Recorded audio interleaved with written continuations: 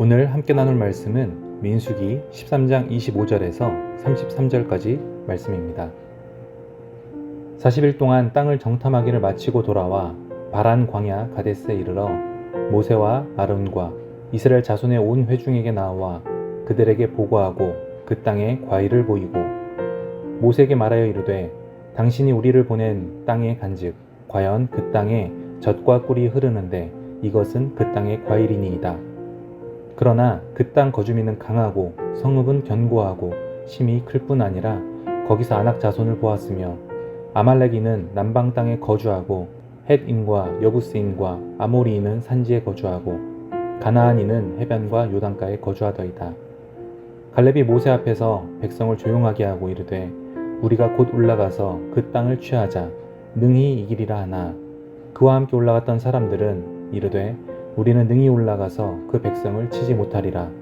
그들은 우리보다 강하니라 하고 이스라엘 자손 앞에서 그 정탐한 땅을 악평하여 이르되 우리가 두루 다니며 정탐한 땅은 그 거주민을 삼키는 땅이요 거기서 본 모든 백성은 신장이 장대한 자들이며 거기서 네피림 후손인 아낙 자손들의 거인들을 보았나니 우리는 스스로 보기에도 메뚜기 같으니 그들이 보기에도 그와 같았을 것이라.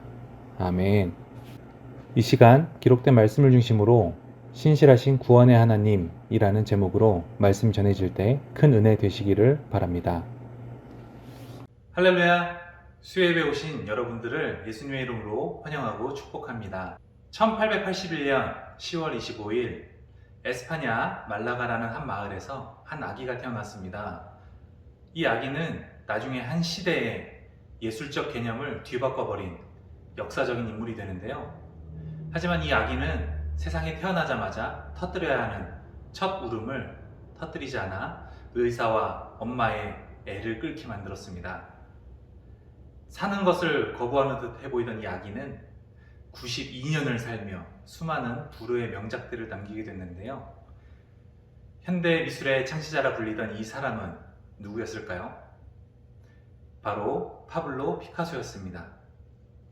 이 피카소는 대표적인 모더니즘 화가였습니다. 과거 사물을 사실적으로 그대로 재현하는 것이 최고의 미술작품으로 인정받았다면 현대 피카소는 사물을 원래의 모습이 아닌 새로운 형태, 개념으로 재해석해 그려냈습니다. 너무 파격적이었습니다. 그리고 이러한 재해석하려는 경향은 점점 발전해서 지금까지 이르렀는데 우린 이것을 포스트 모더니즘이라 부릅니다. 이 포스트 모더니즘은 세상에 답이 없다, 모든 건 상대적이다, 모든 규칙을 허물어뜨린다로 쉽게 표현할 수 있겠습니다. 현대시대의 주류 사상이 된 포스트 모더니즘에서의 주체는 바로 나입니다. 오늘 여러분과 나눌 본문 말씀 민수기 13장 25절에서 33절의 말씀에서도 걱정과 두려움으로 살아가는 이스라엘 민족들의 모습과 믿음의 사람들의 모습들을 함께 살펴보고자 합니다. 본문에 앞서 민수기의 내용들을 간단히 살펴보면 민수기 1장에서 10장 말씀은 이스라엘 백성들이 약속의 땅으로 들어갈 준비를 하는 내용들이 등장합니다. 하나님은 모세를 통해 체계적으로 이스라엘을 준비시키십니다. 먼저 인구조사를 통해 각 지파의 수를 계수합니다. 각 지파별로 조직구조를 세우고 이들을 정결하게 하며 제사장직을 확립하고 성막을 성별합니다. 그리고 이들 지파 중심에는 하나님의 성막을 만들어서 하나님께서 광야에서 이스라엘 민족을 약속의 땅으로 갈 채비를 이끄시는 모습이 등장합니다. 그리고 11장에서 25장까지 약속의 땅으로의 여행을 시작하는데 오늘 말씀은 이 약속의 땅으로 나아가는 첫 정탐 과정의 묘사를 담고 있습니다. 본문에서는 하나님께서 모세에게 이스라엘 민족들의 각 지파에서 한 명씩을 차출하여 가나안 땅을 정탐하고 오도록 명령하십니다. 각 지파에서 선별된 총 12명의 정탐꾼들이 조직되었습니다. 이제 이들은 모세의 명령에 따라 약속의 땅의 남과 북을 정탐하는 임무를 맡게 됩니다. 정탐꾼으로서 그들은 그 땅의 지형, 지물, 그 산세, 성읍, 거주민들에 대한 정보를 빠짐없이 모아오게 될 것입니다. 오늘 본문 속 약속의 땅이라 일컫는 가나안 땅으로 이끌어 가시는 하나님은 이들 백성을 아주 세밀하게 이끄셨는데요. 그리고 그 이끄심의 시작은 이스라엘 민족의 선조, 바로 아브라함과의 약속이 그 시작이었습니다. 하나님은 아브라함을 택하여 부르셨습니다. 창세기 12장 1절에서 3절을 같이 보실까요?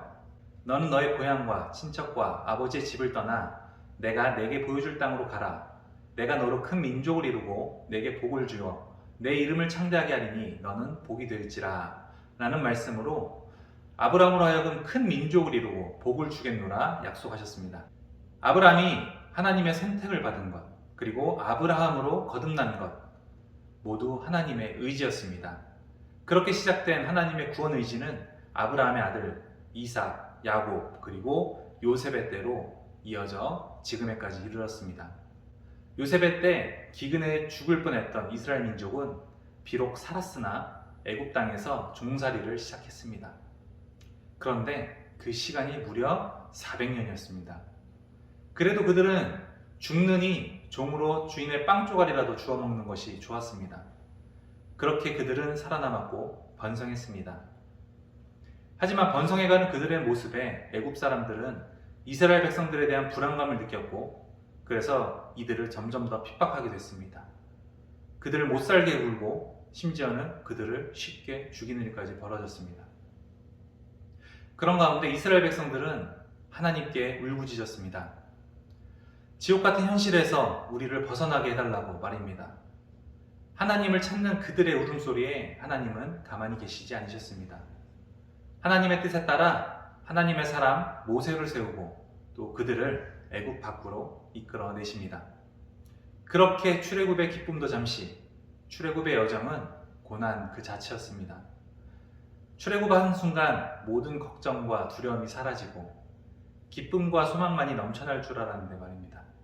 애굽 군대의 추격을 받아 죽음의 공포에 놓이게 됐고, 황량한 허허벌판인 사막 광야 한가운데서 생존 가능성에 회의를 품게 되고 굶어 죽을 것 같은 두려움에 사로잡힙니다. 이들은 그만 하나님을 향해 원망도 시작을 합니다. 내가 그냥 애굽 땅의 종으로 살면 좋았을 것을 하고 말입니다. 그런데 어떻게 됐죠? 그럼에도 불구하고 그들은 여전히 살아남았습니다.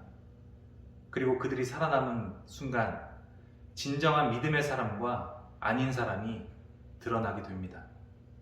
죽을 것 같은 순간 하나님은 때를 따라 공급하시는 은혜로 그들을 살리셨습니다. 도우셨습니다. 밤에는 동사지 않도록 불기둥, 낮에는 덥지 않게 구름기둥을 세워주셨습니다. 그리고 그것들이 움직이면 이스라엘 백성들은 전진했고, 그것들이 멈추면 이스라엘 백성들은 멈춰 섰습니다. 배가 고플 땐 만나로, 또 만나를 먹다가 지겨워 하나님을 또다시 원망하는 그들에게 메추라기까지 공급해 주셨습니다. 이 은혜를 아는 자는 출애굽의 여정이 고난이 아닌 감사와 잊지 못할 감격의 순간의 연속이 됩니다. 하지만 이 은혜를 모르는 자에게는 이 모든 여정이 고난과 슬픔, 불평과 불만이 넘쳐나는 고통의 순간이 됩니다. 하나님은 우리의 모든 삶의 순간순간들이 바로 광야라 말씀하십니다. 그런데 이 광야는 나도 모르고 하나님도 모르는 미지의 세계가 아닙니다. 내가 처한 광야는 하나님께서 특별히 내게 설정하신 훈련의 공간입니다. 우리는 이곳에서 나의 부족함, 나의 연약함, 또 나의 한계를 깨닫게 되고 비로소 하나님의 얼굴을 바라볼 수 있는 마음의 동기가 생깁니다. 그렇게 우리가 하나님의 얼굴을 바라보게 될 때 하나님은 우리의 필요를 알고 공급해 주십니다. 그러나 딱 필요한 만큼만 말이죠.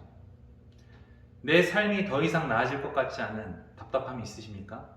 우리는 삶의 나아짐이, 도움이, 또 채움이 어디서 올지를 명확히 알 필요가 있습니다. 우리가 그 근원이 어디에서 오는지 알 때 하나님은 그런 우리의 필요를 아시고 채우십니다. 혹시 내가 누리는 것이 나의 당연한 권리로 인식되신다면 하나님의 의지로 이 모든 은혜를 공급하고 계심을 깨닫고 감사하는 오늘이 되시길 예수님의 이름으로 축원합니다. 하나님은 모세를 통해 각 지파에서 뽑힌 최정예 12명의 정탐꾼에게 정탐을 보내시며 몇 가지 주문을 하셨습니다. 우선 담대하라는 것입니다. 이 담대하다는 것은 겁이 없고 배짱이 두둑하다는 것을 의미합니다. 현재 벌어지고 있는 우크라이나 전쟁을 통해서 우리는 이 담대함이 얼마나 중요한지를 잘 알고 있습니다. 그리고 그 땅의 과실을 따오라는 것이었습니다. 그들은 정탐 도중 큼지막하게 익은 포도송이를 취하여 그대로 보전했습니다. 최정예 요원들답게 명령을 잘 따랐고 그리고 임무를 무사히 마치고 돌아옵니다. 그리고 모세와 아론 그리고 온 회중들에게 보고를 시작합니다. 다 같이 26절에서 28절을 읽어보겠습니다. 바란 광야 가데스에 이르러 모세와 아론과 이스라엘의 자손의 온 회중에게 나와 그들에게 보고하고 그 땅에 과일을 보이고 모세에게 말하여 이르되 당신이 우리를 보낸 땅에 간즉 과연 그 땅에 젖과 꿀이 흐르는데 이것은 그 땅의 과일이니이다. 26절에서 그들이 정탐을 다녀온 그 땅의 과실을 들어 보입니다. 이 과실은 에스골 골짜기에서 따온 포도인데요. 그런데 그 포도가 얼마나 크고 실했던지 두 사람이 가지를 베어서 막대기에 꿰어서 들고 왔다라고 일컬을 정도였습니다. 27절에서 과연 그 땅에 젖과 꿀이 흐르는데 라는 표현을 통해 정탐꾼들도 그 땅의 진면모를 인정하는 모습을 우리가 볼 수 있습니다. 하나님께서 아브라함에게 약속하셨던 땅, 그들이 400년이 넘도록 그렇게 숱하게 들어왔을 바로 그 땅이 전설이 아닌 진짜 현실임을 목도하는 순간입니다. 얼마나 감격스러운 일일까요? 하지만 그들은 마치 그 땅이 자신들의 땅이 아니라고 말하듯 정탐보고를 이어갑니다. 28절입니다. 그러나 그 땅 범위는 강하고 성읍은 견고하고 심이 클 뿐 아니라 거기서 아낙 자손을 보았으며 이것이 60만 이스라엘 대군 거기서 뽑힌 10명의 정탐꾼들의 말입니다. 그들의 말 속에는 이미 강한 그 땅의 거민과 그리고 견고하고 심이 큰 성읍들에 압도된 그들의 나약함이 여지없이 드러납니다. 왜 그들은 그토록 패배주의적인 생각을 드러냈을까요? 바로 유명한 거인족이자 용맹한 침략자들이었던 네피림의 후손들인 아낙 자손들 때문이었습니다. 10명의 정탐꾼들은 그들의 강함을 보는 즉시 나그네의 처량한 모습이던 자신들의 모습과 비교했습니다. 기골이 장대한 그들에 비해 왜소하게만 보이는 자신들의 모습, 겹겹이 견고하게 서 있는 성읍과 불화산 한 발이면 단번에 타들어 없어져 버릴 것만 같은 허술해 보이는 자신들의 천막. 아무리 생각해도 아낙 자손들을 무너뜨리는 것이 상식적으로는 도저히 불가능해 보였습니다. 하지만 이들이 간과한 것이 있었으니 바로 싸우는 주체가 그들이 아니었다는 것입니다. 그들 뒤에 계신 하나님께서 그들을 이끌고 계셨습니다. 그러나 그들은 여전히 자신들이 지금까지 겪고 걸어왔던 모든 길들이 자신들이 개척해온 길인 것으로 착각하고 있었습니다. 하나님의 명령을 받아 정탐하던 순간에도 자신들이 패해 도망가는 전쟁의 모습을 상상하며 현실의 눈으로 현장을 바라봤습니다. 하나님이 담대하라 외치시지만 세상 가운데 한없이 담대하지 못한 우리의 모습이 보이는 장면이기도 합니다. 작고 연약한 나의 초라한 모습이 아닌 오늘은 연약하지만 매일의 광야의 훈련을 통해서 나를 성장시켜 종국에는 하나님의 일을 감당케 하실 미래를 미리 믿고 살아가는 저와 여러분이 되기를 예수님의 이름으로 간절히 바랍니다. 믿는 자에게 현실은 기적의 연속입니다. 그런데 이상합니다. 정탐보고를 듣고 있던 수많은 이스라엘 백성들은 걱정과 두려움으로 동요하기 시작합니다. 그들이 직접 두 눈으로 본 하나님이 약속하신 땅이 정말 젖과 꿀이 흐르는 땅이라는 것을 증명하는 그 포도를 보고서도 자신들이 약속의 땅에 들어갈 주인공이라는 것을 전혀 믿지 못하고 두려워합니다. 정탐꾼으로부터 시작된 이 걱정과 두려움, 이 모든 부정적인 생각들은 백성들에게 흘러가 온 백성들의 감정과 생각, 심지어는 믿음의 중심마저 흔들어 놓습니다. 이처럼 걱정과 두려움으로 생각과 마음이 사로잡히면 아무런 말씀도 들리지 않습니다. 하나님의 기적의 역사를 현실로 봐도 전혀 실감나지 않습니다. 그저 남의 나라 이야기, 눈뜬 장님이 되어버립니다. 하지만 우리에게 굳건한 믿음의 확신이 있다면 이런 모든 부정적인 것들에 대해 휘말리지 않을 수 있습니다. 바로 다른 정탐꾼이었던 갈렙처럼 말입니다. 30절을 같이 보겠습니다. 갈렙이 모세 앞에서 백성을 조용하게 하고 이르되 우리가 곧 올라가서 그 땅을 취하자 능히 이기리라 하나. 갈렙은 하나님의 말씀을 굳게 믿은 자였습니다. 그런 인간적인 생각과 두려움에 빠져있는 이스라엘 백성에게 곧 올라가서 그 땅을 취하자라며 담대하게 외칩니다. 하나님의 인도하심과 하나님이 세상 만물을 다스리심을 알고 있던 그는 당당합니다. 능히 이길 것이라는 말에서 그의 믿음의 확신이 드러납니다. 하지만 31절에서 10명의 다른 정탐꾼들은 갈렙을 조롱하듯 가나안 땅의 악평을 이어갑니다. 그 거민을 삼키는 땅이요 라는 표현을 통해서 이스라엘이 설령 거주민들을 이기고 가나안 땅을 차지하더라도 젖과 꿀이 흐르는 그 땅을 두고 수많은 열국들과의 전쟁에 휘말릴 수 있다는 현실적인 암시를 담은 주장을 합니다. 그리고 그들은 32절에서 스스로를 메뚜기라 일컬으며 그들의 밥이 될 것임을 스스로 시인하고 있습니다. 14장에서는 이들 스스로 지휘관을 뽑아 애굽으로 돌아갈 것을 주장하는 상황에 이르게 됩니다. 하나님의 인도하심을 정면으로 거부하는 사태가 14장에 가서 벌어지게 되는 것입니다. 하나님은 지금껏 이들의 믿음 없는 모습을 보셨음에도 오래 참아오셨습니다. 하지만 하나님이 가장 싫어하는 것이 있었으니 바로 스스로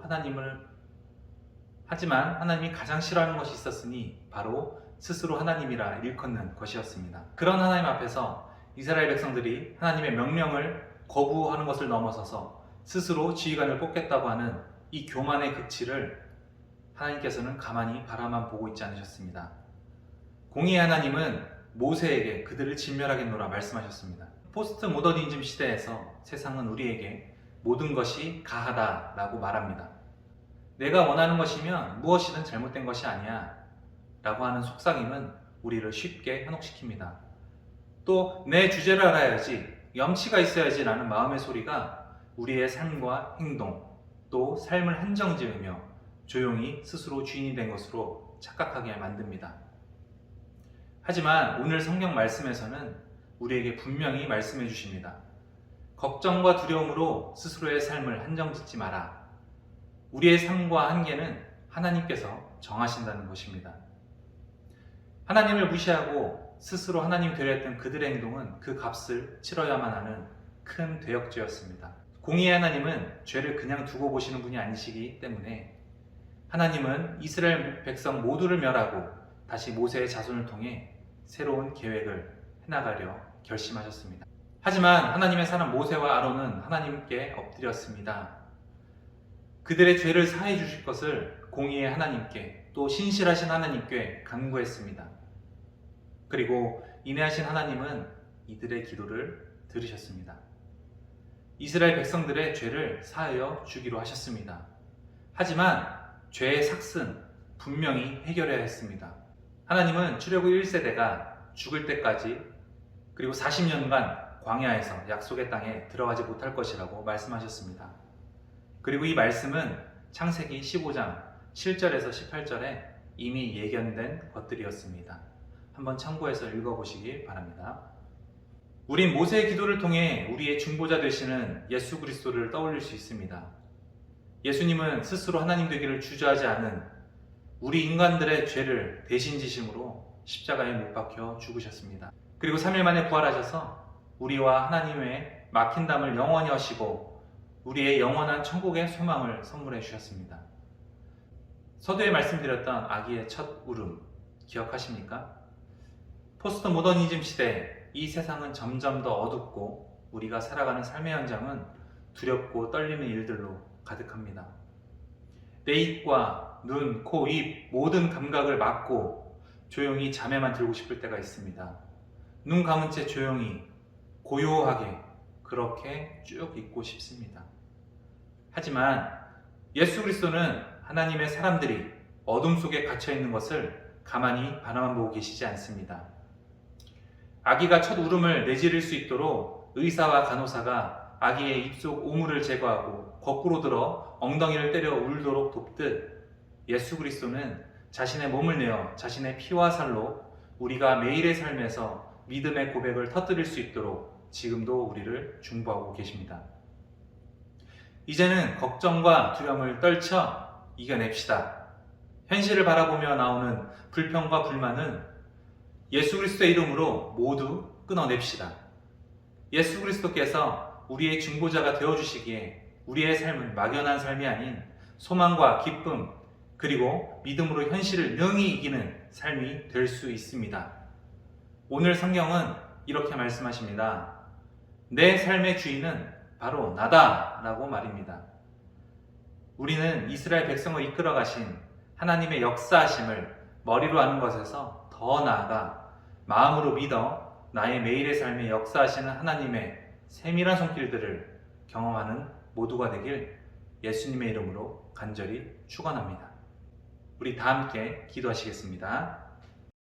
사랑의 주님, 이 시간 우리의 삶의 모든 영역에서 하나님의 도우심과 인도하심을 찬양합니다. 믿음의 사람답게 세상을 믿음으로 바라보게 하시옵소서. 매일의 삶을 살아가는 우리입니다. 매일의 삶 가운데 하나님이 나를 향한 계획이 있음을 우리가 마음으로 깨닫게 하시고 이런 믿음을 확신함으로 내 삶을 둘러싼 모든 걱정과 불안, 두려움, 부정과 불평이 모두 끊어지게 하옵소서. 예수 그리스도가 우리 중보자 되어주심을 감사합니다. 우리 모든 희로애락 가운데 온전히 하나님만이 우리 마음과 삶의 중심이 되어 우리의 남은 여생을 주장하여 주시옵소서. 사랑하는 우리 교회를 위해 기도합니다. 예수님이 피로 세우신 가락성산교회를 기억하시고 성산의 모든 가족들이 주님의 사랑으로 서로를 보듬고 아끼며 작은 천국을 이뤄나가는 우리가 되게 하여 주시옵소서. 예배를 위해 기도합니다. 하나님께 올려드리는 우리의 찬양과 경배를 기뻐 받으시고 무엇보다 우리가 살아가는 매일의 삶이 하나님께 드려지는 삶의 산제사가 되게 하여 주시옵소서. 특별히 모든 예배를 준비하는 동역자들과 예배 가운데 함께할 모든 영혼 가운데 주님이 부어주시는 은혜를 충만히 경험하는 예배 되게 하여 주시옵소서. 무엇보다 예수를 믿지 않는 주님의 택정된 자녀들이 이곳 제단에 나오게 하시고 즐거이 주님의 복음을 전하는 데 부족함이 없는 우리 모든 성산의 가족들이 되게 하여 주시옵소서. 특별히 다음 세대를 위해 기도합니다. 청년들의 삶의 예배가 회복되게 하시고 이들이 살아가는 모든 순간들이 주님의 손에 붙들림 바 되어 세상을 이기며 나아가는 귀한 주님의 군사들 되게 하여 주시옵소서. 주일학교의 영적, 질적, 양적 부흥을 허락하시고 사역을 감당하는 교역자와 선생님들을 더욱 굳건한 믿음으로 붙들어 주시옵소서. 아프리카 잠비아의 김혜진 선교사님과 태국의 전찬섭 선교사님을 비롯한 동역자들과 돕고 있는 모든 교회들에게도 주님의 귀한 은혜가 넘쳐나게 하여 주시옵소서. 이 모든 말씀 예수님의 이름으로 기도드립니다. 아멘.